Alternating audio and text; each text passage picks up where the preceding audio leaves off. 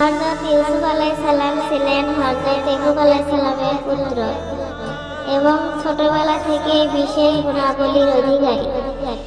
একদিন তিনি তার পিতাকে একটি স্বপ্নের কথা বলেন, যেখানে তিনি দেখেন যে 11টি তারা, সূর্য ও চাঁদ তাকে সিজদা করছে।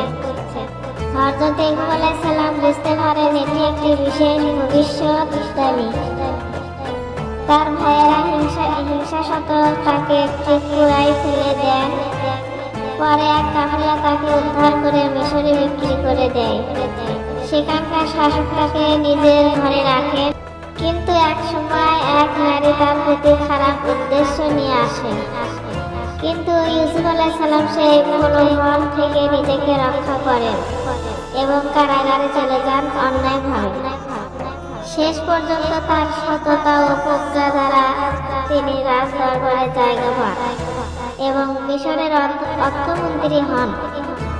তার প্রজ্ঞা ও আল্লাহর কৃপায় তিনি দুর্ভিক্ষের সময় অনেক মানুষকে সাহায্য করতে সক্ষম হন, এমনকি তার ভাইয়েরাও তার সাহায্য দিতে আসে। শিক্ষা, সততা, ধৈর্য ও আল্লাহর উপর ভরসা রেখে চললে শেষ পর্যন্ত সম্মান ও সফলতা আসে।